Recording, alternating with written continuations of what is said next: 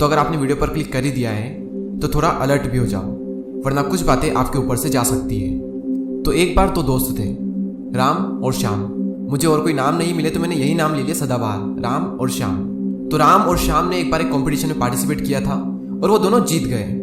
और जीत के तौर पर इनाम में उन्हें 2 ऑप्शन दिए गए कि या तो तुम 10 करोड़ रुपए ले लो या फिर 1 रुपया ले लो, जो 31वें दिन तक डबल होता जाएगा। यानी आज अगर 1 रुपया है तो कल 2 रुपये होगा, परसों 4 रुपये होगा, फिर 8, फिर 16, फिर 32, फिर 64, ऐसे वो डबल होता रहेगा 31वें दिन तक। तो राम के मन में तो 10 करोड़ का नाम सुनते ही कंपकपी मचने लगी। उसने तुरंत ही 10 करोड़ का हाँ बोल दिया। और श्याम निकला थोड़ा भोला, उसने 1 रुपये के लिए हाँ कर दी कि मुझे तो 1 रुपया चाहिए। और अब कहानी में थोड़ा मजा आएगा।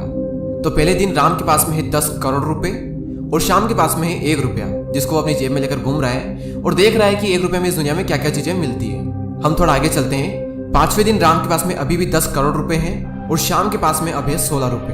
हम थोड़ा और आगे चलते हैं। 10वें दिन राम के पास में अभी भी 10 करोड़ रुपए हैं और श्याम के पास में है अभी 512 रुपए। 15वें दिन राम के पास में है 10 करोड़ रुपए और श्याम के पास में है 16,384 रुपए।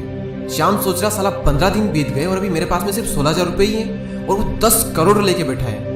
श्याम को भी लगने लगा कि यार कहीं मैंने गलती तो नहीं कर दी 10 करोड़ को छोड़ के। लोग भी उस पर हंस रहे थे कि 10 करोड़ को छोड़ करके इसने 1 रुपया लिया। उसने लोगों को थोड़ा इग्नोर किया और सोचा चलो छोड़, अब जो हो गया सो हो गया, अब इंतजार करने के सिवाय हम कर भी क्या सकते हैं। अब 20वें दिन क्या हाल है। 20वें दिन राम के पास में अभी भी 10 करोड़ रुपए हैं और श्याम के पास में है 5,24,288 रुपए। यानी कि राम से अभी भी 9,94,75,712 रुपए कम। 25वें दिन राम के पास में अभी भी 10 करोड़ रुपए हैं और श्याम के पास में है अब 1,67,77,216 रुपए। और श्याम थोड़ा खुश हो जाता है क्योंकि वो करोड़ तक तो पहुंचा कम से कम, लेकिन अभी भी उसके मन में डाउट था कि यार कहीं गलती तो नहीं कर दी, क्योंकि उसके पास राम से अभी भी 9,83,22,274 रुपए कम थे। यानी कि राम के पास में अभी भी श्याम के मुकाबले 9 गुना ज्यादा पैसा है। और अब हम आते हैं फाइनल डेट पर, यानी 31वें दिन क्या हाल है। तो 31वें दिन राम फुट फुट कर रो रहा और श्याम ये सोच रहा है कि न्यू कार कौन सी लूं, घर पर 10 करोड़ खर्च करूं या फिर 20 करोड़, और दुनिया में सबसे बेस्ट जगह कौन सी है घूमने के लिए। क्योंकि 31वें दिन राम के पास में अभी भी 10 करोड़ रुपए हैं और श्याम के पास, क्या आप सोच सकते हैं कितना हो सकता है। वीडियो को पोस्ट करो, कैलकुलेट करो और कमेंट करके बताओ। कर लिया। अब मैं आपको बताता हूं कि कितना होता है। 1,37,37,41,824 रुपए। 25वें दिन राम के पास में श्याम के मुकाबले 9 गुना ज्यादा पैसा था और 31वें दिन श्याम के पास में राम के मुकाबले 10 गुना ज्यादा पैसा है। और इसे हम कहते हैं पावर कंपाउंडिंग, जिसे अल्बर्ट आइंस्टाइन ने दुनिया का 8वां अजूबा बताया है। अब इससे सीख क्या है, मैंने आप सबको ये बताया क्यों। देखो, ये सब बताने के पीछे मेरा एक ही मकसद था, आप सबको कंपाउंडिंग की पावर से रूबरू कराना। क्योंकि कंपाउंडिंग जो होती है वो लाइफ के हर एक्सपेक्ट में काम करती है। वो चाहे आपकी हैबिट्स हो, आपकी चॉइस हो या फिर वो पैसा हो। आपके द्वारा की गई हर चॉइस आने वाले 10 से 15 सालों में आपकी लाइफ में इतना बड़ा इंपैक्ट डाल सकती है जिसके बारे में आप सपने में भी नहीं सोच सकते। आप इस ग्राफ को थोड़ा ध्यान से देखिए, इसमें आधे से ज्यादा टाइम निकल जाएगा लेकिन रिजल्ट जो है वो आपकी उम्मीदों पर बिल्कुल भी खरा नहीं उतरेगा। लेकिन एक टाइम के बाद में जो रिजल्ट है वो आपकी उम्मीदों से परे होगा। अब सवाल ये आता है कि हमें करना क्या है। देखो, हर दिन आपके पास में चॉइस होती है कि आप या तो ये करो या फिर ये करो, या तो 10 बजे उठो या फिर 5 से 6 बजे के बीच में उठो, या तो हेल्दी खाओ या फिर कचरा खाओ, सोशल मीडिया पर कुछ अच्छा देखो या फिर फालतू की चीजें देखते रहो। और आपकी आदतें भी कुछ इसी तरह से होती है।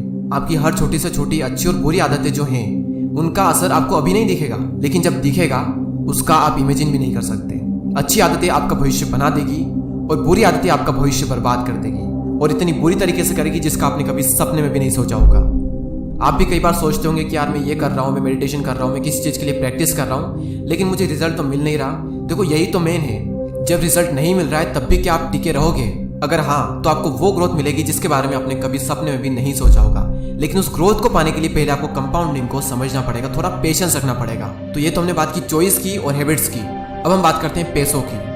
अब कई सारे लोग यहाँ पर यह सोचकर बैठे होंगे कि इन्वेस्ट किए हुए पैसों का जो रिटर्न अच्छा मिलना चाहिए वो रिटर्न तो हम बूढ़े हो जाएंगे तब मिलेगा, तो तब उसका क्या काम।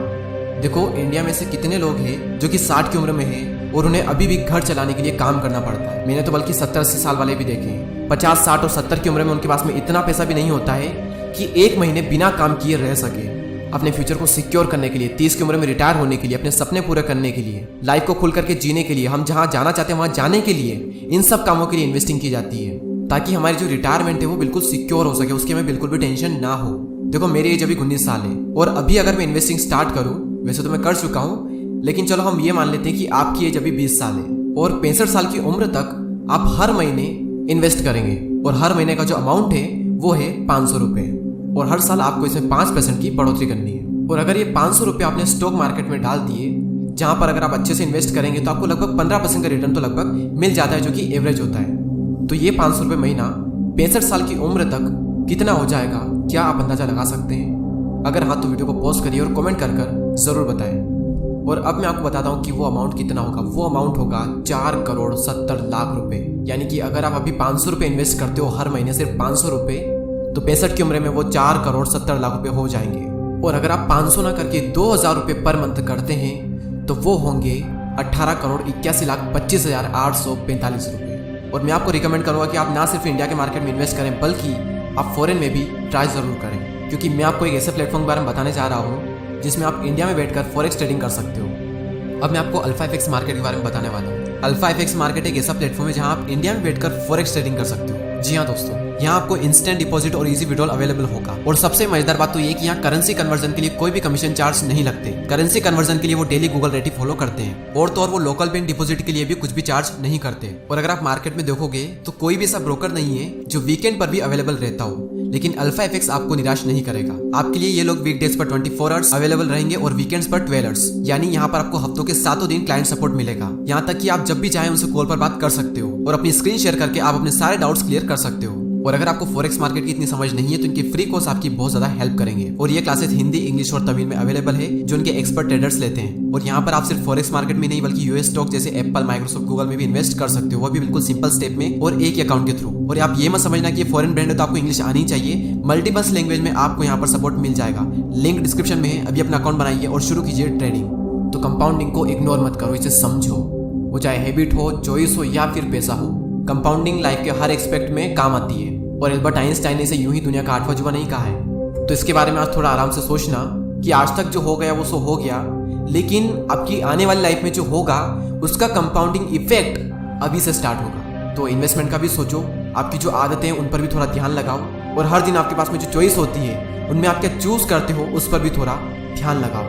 छोटी छोटी चीज़ आगे जाकर बहुत बड़ी हो जाएगी, आपको पता भी नहीं चलेगा। और जब आपको रिजल्ट नहीं मिले उस वक्त थोड़ा पेशेंस रखना। तो उम्मीद करता हूँ कि आपको सारी बातें अच्छे समझ में आ चुकी होंगी। अगले वीडियो में फिर मिलते हैं, तब तक के लिए जय हिंद, जय भारत।